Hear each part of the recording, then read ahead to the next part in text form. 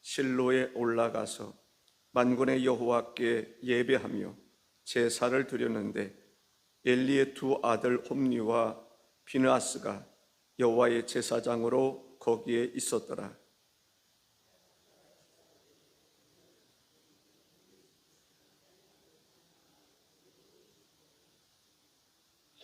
한나에게는 갑절을 주니 이는 그를 사랑함이라. 그러나 여호와께서 그에게 임신하지 못하게 하시니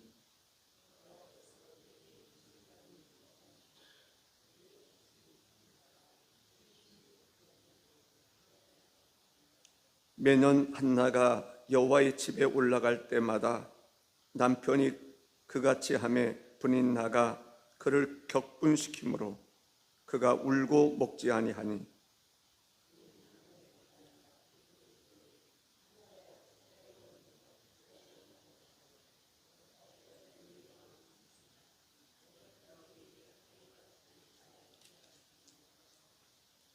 그들이 실로에서 먹고 마신 후에 한나가 일어나니 그때 제사장 엘리는 여호와의 전 문설주 곁 의자에 앉아 있었더라.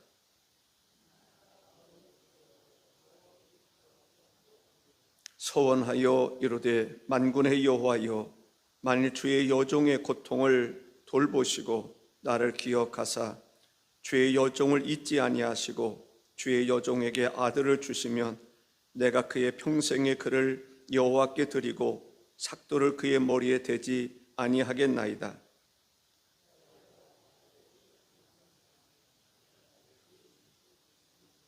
한나가 속으로 말하며 입술만 움직이고 음성은 들리지 아니하므로 엘리는 그가 취한 줄로 생각한지라.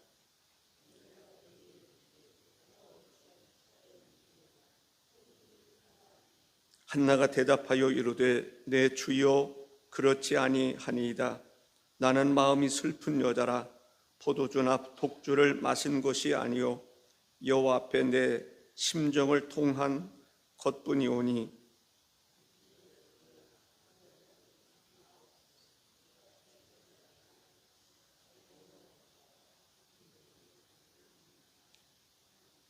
엘리가 대답하여 이르되 평안히 가라. 이스라엘의 하나님이 내가 기도하여 구한 것을 허락하시기를 원하노라 하니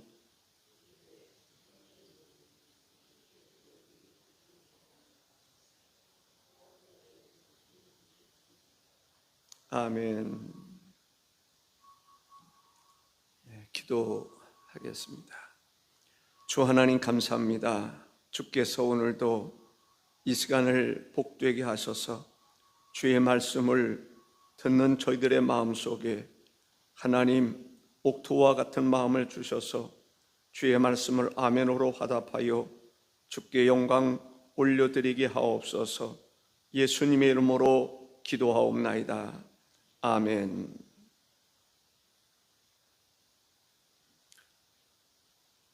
사무엘의 아버지 엘가나는 레위 지파 가문의 사람이었습니다.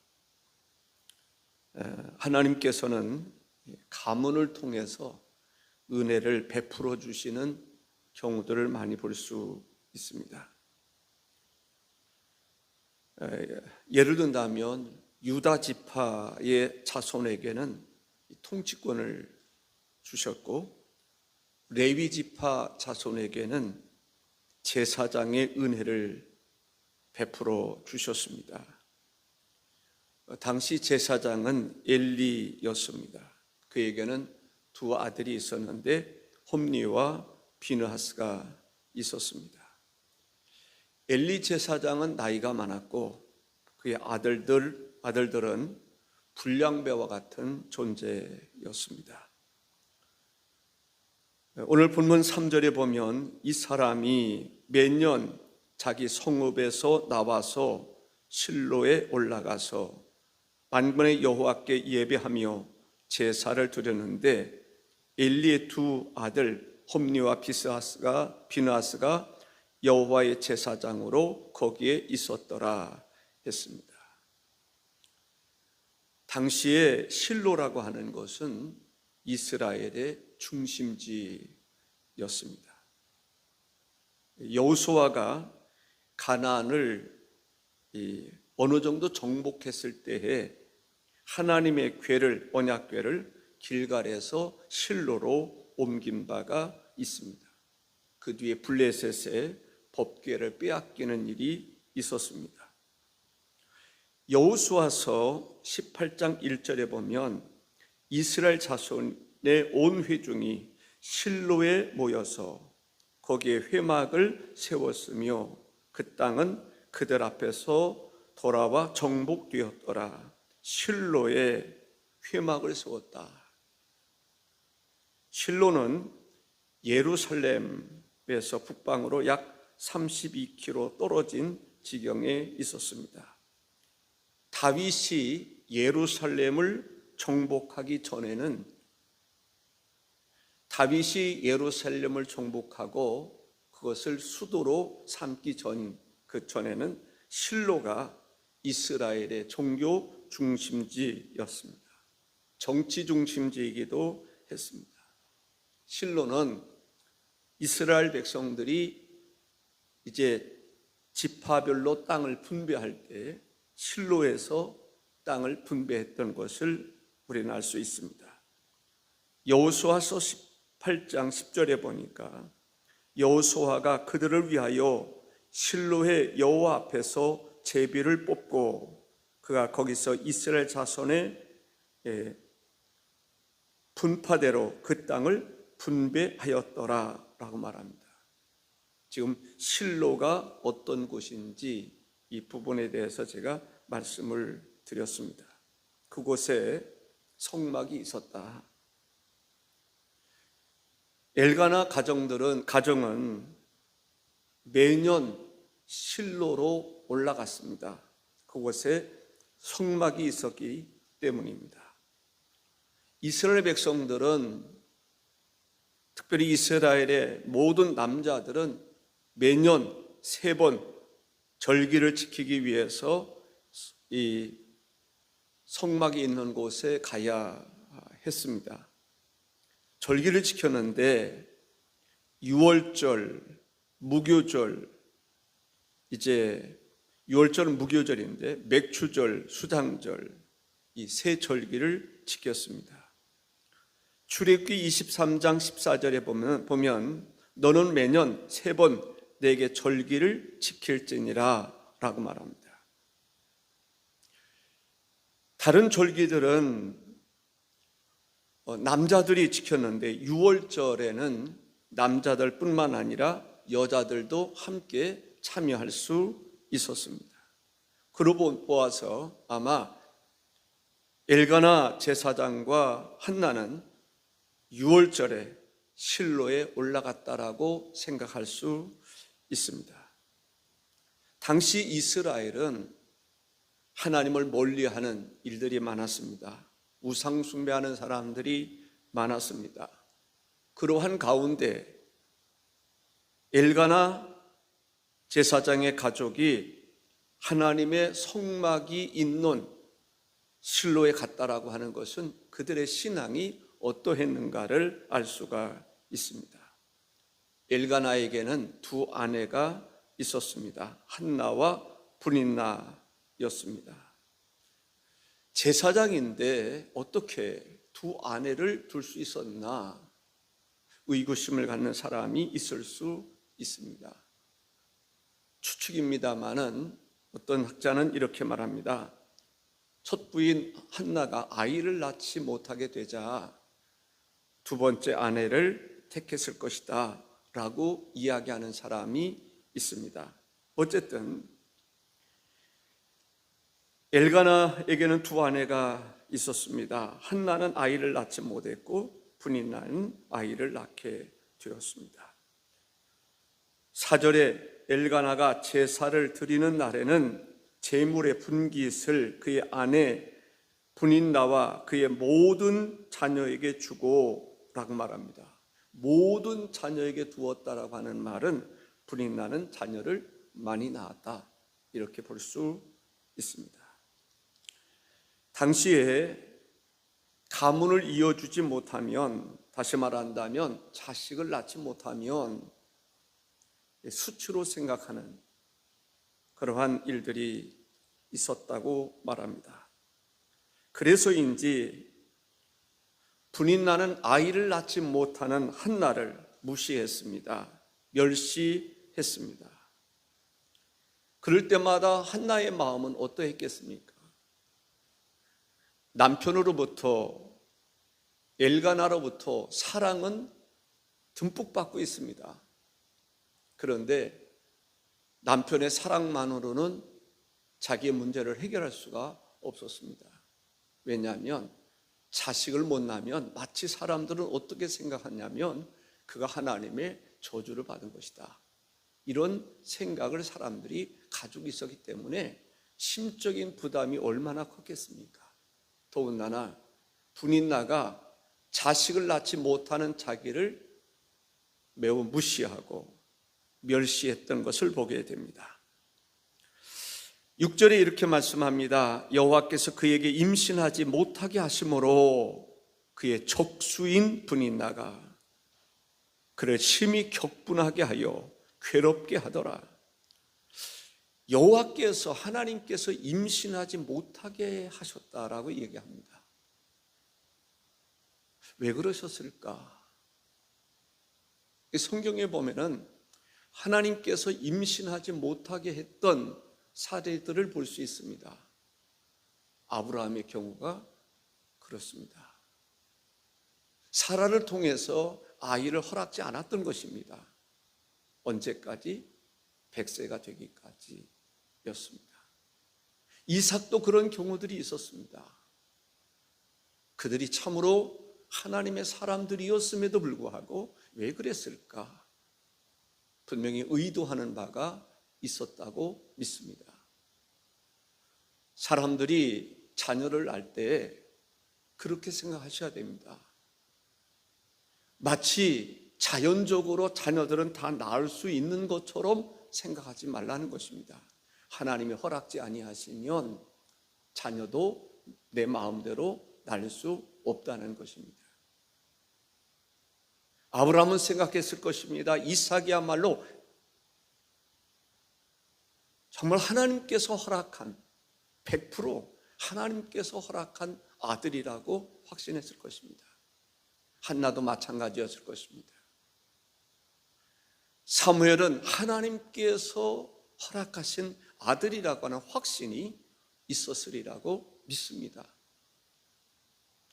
어쨌든 한나는 슬펐습니다. 고통스러웠습니다. 하나님의 깊은 뜻을 다 헤아릴 수 없었기 때문에 그는 괴로움을 겪었습니다. 그가 울면서 하나님 앞에 기도하는 것을 볼 수 있습니다. 10절에 이렇게 말합니다. 한나가 마음이 괴로워서 여호와께 기도하고 통곡하며 라고 말합니다. 얼마나 마음이 괴로운지. 분인나는 족수라고 소개하고 있습니다. 아주 분인나는 나쁜 사람입니다. 한나를 적으로 생각하는 거예요. 원수처럼 생각하는 거예요. 남편이 있을 때에는 잘하는 척 했을 수 있습니다. 그러나 남편이 없는 가운데는 한나를 그렇게 무시하고 정말 격분하게 했다라고 하는 것을 알 수가 있습니다. 한나가 통곡하면서 기도했습니다. 절망적인 상황입니다. 이대로는 더 이상 살 수 없는 것 같은 그러한 가운데서 하나님 앞에 부르짖으면서 정말 절대절명의 기도를 했던 것을 보게 됩니다. 더 이상 어떻게 할 방안을 찾지 못했습니다. 인간의 힘으로 해결할 수 없음을 그는 알았습니다. 남편이 자기를 사랑했습니다. 아무리 남편이 자기를 사랑해도 자기의 이 아픔의 문제를 해결해 줄 수는 없었습니다. 우리는 여기서 이 사실을 알아야 됩니다. 남편이 아무리 나를 사랑한다 할지라도 내 근본의 문제는 남편이 해결할 수 없다라는 것입니다. 아내가 아무리 나를 사랑한다 할지라도 아내가 내 인생의 근본 문제를 해결할 수 있는 것은 아닙니다. 하나님만이 내 인생의 문제를 해결해 줄 수 있다고 하는 사실을 우리는 기억해야 합니다. 사람을 통해서 우리는 만족을 얻을 수 없습니다. 하나님만이 나의 주가 되시고 은혜가 되시고 문제를 해결해 주실 수 있는 분이라고 하는 사실입니다. 자신의 문제 자신이 해결할 수가 없었습니다. 남편도 해결할 수가 없었습니다. 그래서 하나님 앞에 통곡하며 기도했습니다. 다윗도 보면 그런 기도를 한 바가 있습니다. 시편 61편 1절과 2절에 보면 하나님이요 나의 부르짖음을 들으시며 내 기도에 유의하소서. 내 마음이 약해질 때에 땅끝에서부터 주께 부르짖어오리니 나보다 높은 바위에 나를 인도하소서라고 말합니다. 시편 34편 6절에 다윗은 이렇게 고백합니다. 이 곤고한 자가 부르짖음에 여호와께서 들으시고 그의 모든 환난에서 구원하셨도다. 우리 성도들에게는 하나님이 두시는 특권이 있습니다. 하나님 앞에 나가 기도하는 것입니다. 이사야서 55장 6절에 너희는 여호와를 만날 만한 때에 찾으라. 가까이 계실 때에 그를 부르라 말씀합니다. 빌립보서 4장 6절에 아무것도 염려하지 말고 다만 모든 일에 기도와 간구로 너희 구할 것을 감사함으로 하나님께 아뢰라 말합니다. 찾으라, 부르라, 아뢰라 말씀하시는 것입니다. 한나가 눈물로 하나님 앞에 호소하며 기도했습니다. 기도의 위력이 얼마나 큰지 그의 문제를 하나님께서 해결해 주셨음을 볼 수가 있습니다. 그렇습니다. 우리가 하나님 앞에 때로는 절대절명의 상황에서도 눈물로 기도하면, 때로는 금식하며 기도하면 그 기도에 하나님께서 응답해 주신다고 하는 사실입니다. 한나는 소원하며 기도했습니다. 11절에 소원하여 이르되 만군의 여호와여 만일 주의 여종의 고통을 돌보시고 나를 기억하사 주의 여종을 잊지 아니하시고 주의 여종에게 아들을 주시면 내가 그의 평생에 그를 여호와께 드리고 삭도를 그의 머리에 대지 아니하겠나이다 라고 말합니다. 만군의 여호와께 소원하며 기도했습니다.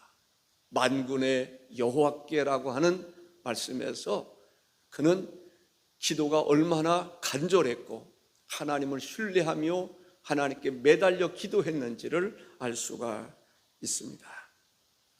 야곱도 보면 하나님 앞에 소원하며 기도한 일들이 있습니다.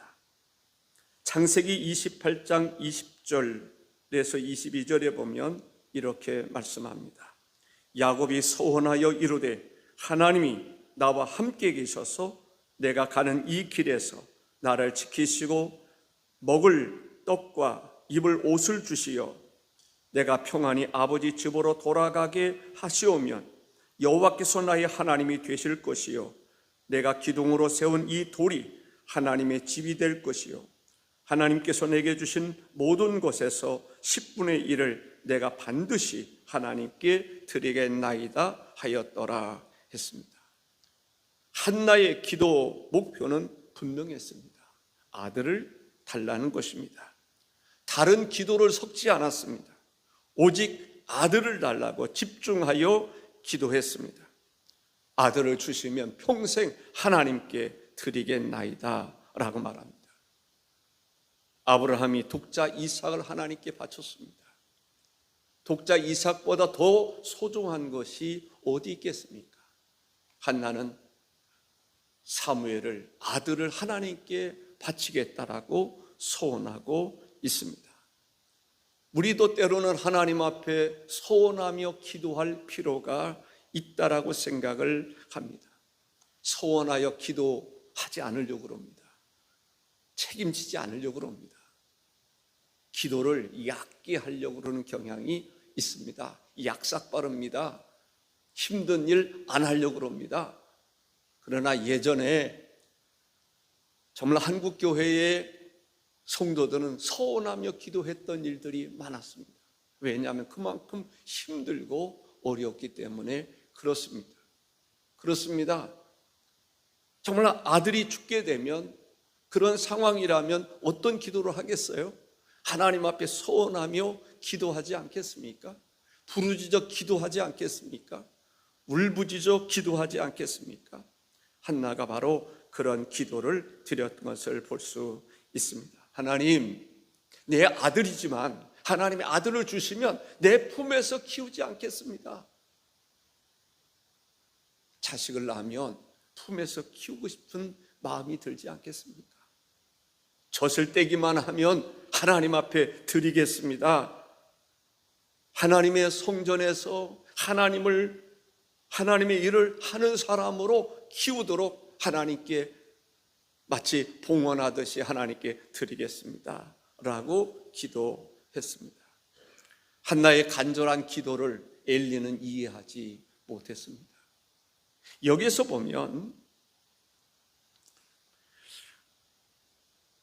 사무엘상 1장 12절에서 14절에 보면 그가 여호와 앞에 오래 기도하는 동안에, 한나가 오래 기도하는 동안에 엘리가 그의 입을 주목한 즉, 엘리가 그의 입을 주목했다라고 이야기하고 있습니다.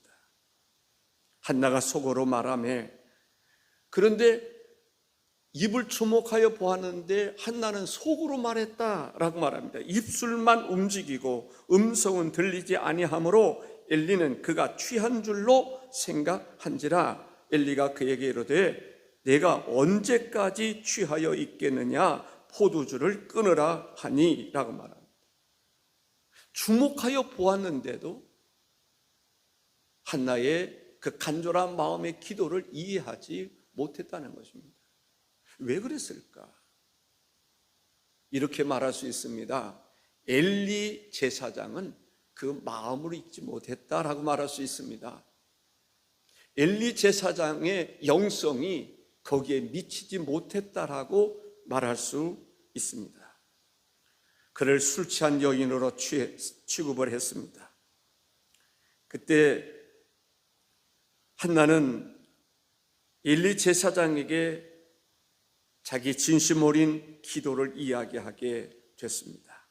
15절과 16절에 한나가 대답하여 이르되 내 주여 그렇지 아니하니이다. 나는 마음이 슬픈 여자라. 포도주나 독주를 마신 것이 아니요 여호와 앞에 내 심정을 통한 것이 겉뿐이오니 당신의 여종을 악한 여자로 여기지 마옵소서. 내가 지금까지 말한 것은 나의 원통함과 격분됨이 많기 때문이다 하는지라 했습니다. 한나는 나는 슬픈 여자라고 말합니다. 아무리 남편의 사랑을 받는다 해도 자식을 낳지 못하는 것, 아마 그는 그것이 너무나 슬펐습니다. 사람들이 뭐라고 생각했겠습니까? 자기 남편이 왜 두 번째 여인을 취했는지, 만일에 자식을 낳지 못했기 때문이라면 이것은 자기의 날인 하나님의 저주라고 생각했을 것입니다. 남편이 아무리 자기를 사랑한다 할지라도, 사랑을 고백한다 할지라도 이 문제를 해결해 주지 아니하시면 남편의 사랑으로 만족할 수 없었다라고 하는 것을 알 수가 있습니다. 그렇습니다. 사람에게 사랑을 구하지만 나를 만족할 수 있는 것은 없습니다. 참으로 어떻게 보면 아쉬움입니다. 사람은 자기를 다 이해한다라고 생각하지만 이해할 수 없는 것이 사람이기 때문에 그렇습니다. 자기는 슬픈 여자라고 고백하고 있습니다. 두 번째는 당신은 여종을 악한 여자로 보지 말아라. 당신의 여종을 악한 여자로 여기지 마옵소서라고 말합니다. 한나는 레위인의 아내로서 범죄한 적이 없습니다. 악을 행한 적이 없습니다. 그런데 자기를 왜 악한 여자로 보지 말아달라고 말했을까? 아까도 그런 생각이 들었습니다. 자식을 낳지 못하니까. 그때 당시에 일반적인 사사시대의 사람들의 생각이 자식을 낳지 못하면 하나님의 저주 아래 있다, 그런 인식이 깔려 있었다라고 생각합니다. 왜냐하면 사사시대는 제 마음의 이 소견대로 옳은 대로 판단했던 그때였기 때문에 그렇습니다. 그래서 제사장에게 자기 자신을 악한 여자로 오해하지 않도록 이야기했습니다. 그는 내가 이렇게 하는 것은 하나님 앞에 정말 기도하는 것이다 라고 하는 이야기를 합니다. 내가 지금까지 말한 것은 나의 원통함과 격분됨이 많기 때문이다. 하나님 앞에 기도하는 자신의 모습을 이야기해 주고 있습니다. 예레미야 애가서 2장 10절에 보면 참 가슴 아픈 이야기가 나옵니다. 초저녁에 일어나 부르짖을지어다. 내 마음을 주의 얼굴 앞에 물 쏟듯 할지어다. 갓길 어귀에서 주려 기진한 내 어린 자녀들의 생명을 위하여 주를 향하여 손을 들지어다 라고 말합니다. 예레미야 애가서는 이스라엘 백성들이 바벨론의 포로로 끌려가서 고통당할 것을 예언하고 있는 말씀이기도 합니다. 한나가 하나님 앞에 부르짖어 기도했던 것처럼 오늘 우리들은 기도할 일들이 없겠습니까? 한나의 이야기를 들은 엘리 제사장이 축도로 그를 축복하는 것을 볼 수 있습니다. 17절에서 20절을 보면 엘리가 대답하여 이르되 평안히 가라. 이스라엘의 하나님이 내가 기도하여 구한 것을 허락하시기를 원하노라. 축도하는 거예요. 이르되 당신의 여종이 당신께 은혜 입기를 원하나이다 하고 가서 먹고 얼굴에 다시는 근심빛이 없더라. 그들이 아침에 일찍 일어나 여호와 앞에 경배하고 돌아가 라마의 자기 집에 이르니라. 엘가나가 그의 아내 한나와 동침함에 여호와께서 그를 생각하신지라. 한나가 임신하고 내가 이름에 아들을 낳아 사무엘이라 이름하였으니 이는 내가 여호와께 그를 구하였다 함이더라 했습니다.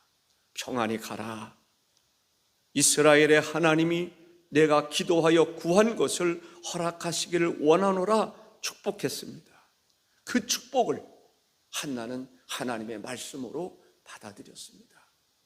그랬을 때 한나의 마음속에 슬픔이 사라졌다, 고통이 사라졌다라고 하는 것을 알 수가 있습니다. 우리는 기도할 수 있습니다.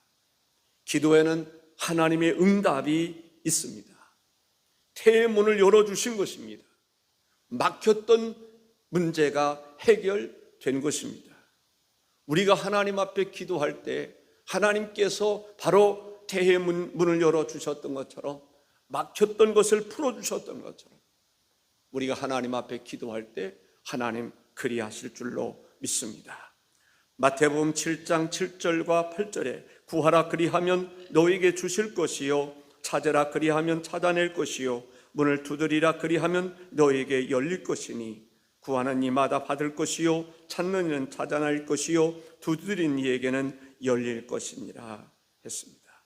마태복음 19장 26절에 보면 예수께서 그들을 보시며 이르시되 사람으로는 할 수 없으나 하나님으로서는 다 하실 수 있느니라 했습니다. 사랑하는 성도 여러분, 저는 우리 금성교회가 실로와 같이 예루살렘처럼 신앙의 중심이 될 수 있기를 바랍니다. 우리 금성교회를 통해서 이 지역에 영적인 놀라운 변화가 일어날 수 있기를 바랍니다. 내 집은 만민이 기도하는 집이라 했습니다. 이 성전이 낮과 밤 가릴 것 없이 지역에 수많은 사람들이 와서 기도하는 기도처가 될 수 있기를 바랍니다. 그래서 이곳에 하나님의 영광이 가득하고 하나님의 임재가 충만하고 하나님의 역사가 일어나는, 경험되는 교회가 될 수 있기를 바랍니다. 사랑하는 성도 여러분, 기도하십시다. 가정의 문제를 놓고 기도하고, 교회 문제를 놓고 기도하고, 국가의 문제를 놓고 기도하고, 사업의 문제를 놓고 기도하고. 내 집은 만민이 기도하는 집이라 했습니다.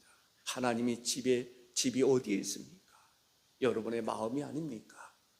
여러분의 마음 속에 끊임없이 하나님 앞에 기도하는 성전이 될 수 있게 하시기를 바랍니다. 기도에는 분명히 응답이 있습니다. 기도하면 근심이 사라집니다. 기쁨이 찾아오는 것입니다. 승리에 대한 확신을 갖게 되는 것입니다.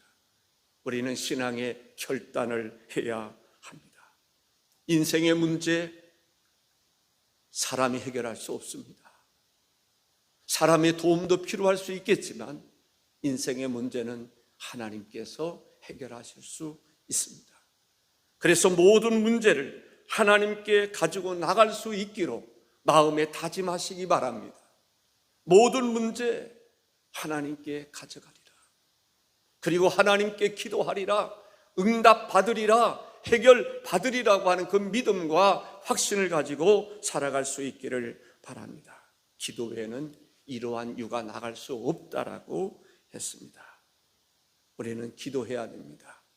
누구를 위해서 기도해야 될까요? 가족을 위해서도 기도해야 됩니다. 병든 이웃을 위해서 기도해야 됩니다. 구원받지 못한 이들을 위해서 기도해야 됩니다. 사역을 위해서도 기도해야 됩니다.